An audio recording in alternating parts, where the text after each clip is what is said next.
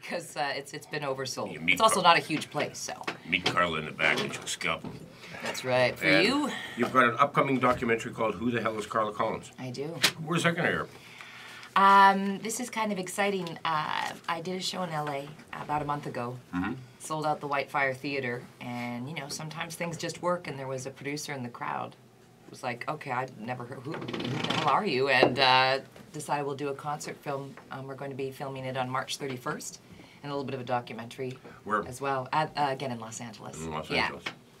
So I'm very excited about it. Yeah, that's really cool. Yeah, it's the comedy. You know, like you know what a crazy world it is, and then all of a sudden it just starts to work. That's good for you. I'm happy for it. You know who I'm happy for? You, because you have the best gig in the world. I come in here, there's either beautiful women, there's food, you got a piano player. I'm never leaving.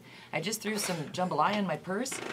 But I want to bust you on one thing. I enjoyed when you said, you know, a crawfish is not an attractive crustacean to me. It's not. As opposed to lobsters that are smoking hot. Well, no, I mean, look at those prawns. I guess I'm more used to seeing lobster than I am crawfish. They just kind of look, I don't know, we just wanted to menacing little Teddy. things. They look mean. They look like they're filled with rage, those crawfish. They are. They're gonna taste bitter. They look like really, you know, really ugly and angry Republicans. Isn't that redundant? Just kidding. Wow. Bada-boom. I know. Last time you were here, we had food from Taroni's, and here you are again eating our food, for God's sake. I brought a really big purse. I just throw it on it. And there were like 9 hot chicks here, like a weird episode of The Bachelor. Yeah, it was. I missed that show. It was good. Yeah, we all competed for Ted. We all were vying for Ted's love. Yeah, really? And they all walked out, and not one of them gave me their phone number. Or love. I gave him a phone number, but it was only like 5 digits, and they were in Roman numerals, so I thought he would catch on a lot earlier, but he didn't. I thought she was talking about a Super Bowl game. So how are things in lovely Los Angeles, California? They're pretty good. They're pretty good right now. Yeah? Working, developed a sitcom, but you know, I like to joke that I've been on more pilots than a flight attendant, so I refuse to get excited until it's on the air. But this one I created, called The Last Laugh, and just wrote working with someone, and wrote the pilot for Fox Studios. And what's it about? Well, Ted, I do comedy at funerals sometimes. What? I do. I know this is. I do comedy at funerals. About 10 of them. I know it sounds weird, but it actually goes that way. I'm not the only one who dies, because people want a release and they want the person honored. I mean, you can't do Dice Clay stuff. I mean, you can't be an animal. He's an idiot anyway. But it's personal, and instead of having maybe a priest or rabbi who is not familiar with the dearly departed, I do sort of some humorous, like a humorous eulogy. And so we developed a sitcom around this called The Last Laugh, and the company's called The Grin Reapers. That's very funny. Because funerals aren't what they used to be. Most of them aren't even called funerals anymore. They're all called celebration of life now. And I think they should be, quite honestly. I sort of subscribe to the whole, Eastern philosophy, and I never understand. I mean, funerals, that is tense and impersonal and cold, and I think we always have this weird kind of ceremony around death where it should be like the Irish wakes.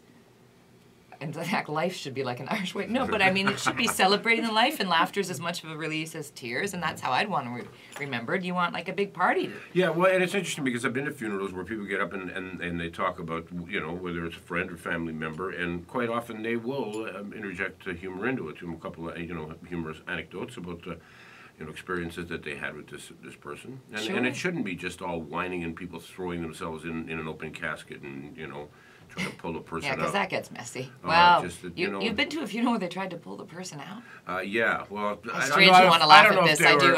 The death stuff cracks me. I don't know if they were trying to pull them out or whether it was just sort of wanting to hug them and keep them... It was whatever it was. It was just... It was very sad. And very... I'm going to avoid all that by being cremated and having my ashes sprinkled over Johnny Depp. I'm into body into a bonfire, too. Yeah, you are? Okay, well... Then can I come do stand-up? Yes, you can. We'll make a pact. Whoever kicks off first, you come and do a tight 10 minutes. What do you charge for a it varies. Stick? It depends. Yeah. It's kind of like a corporate, like a corporate gig.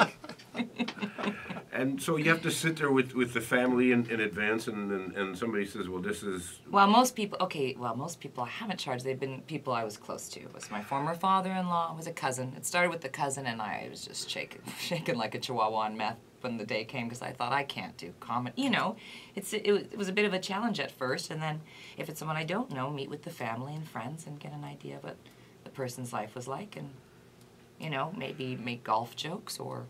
I know the problem is that you could say something that's so unfortunately painful by accident.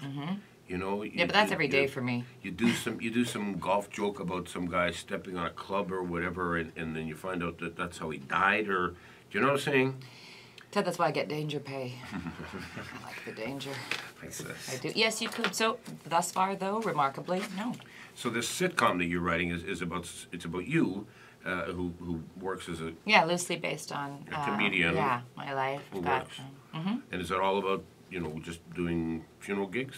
No, that's just sort of that's at the core. It's also about a relationship, and I live with my grandma Millie, and there's a boyfriend involved who has the crazy ex, and and of course there's a whole group, because eventually when the Grin Reaper's business really takes off, she's more like a madam.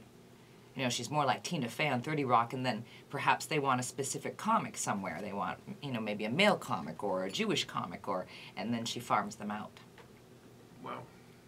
It's totally funny. I find you're judging me a little today, Ted. No, I'm not. I'm looking at me like I thought she was insane before. No, I'm just. You know what? You're looking at me like I'm kind of a bitter crawfish right now. No, I think it's ingenious. I want you to see me as a lobster. I always look at you like crabs. Boom. Oh, sorry. That's right. There you go. Try the veal. No, I think it's an ingenious idea. I mean, it's a great idea for a premise and for a premise for a sitcom, and I certainly have never heard of that, and I'm sure most people haven't.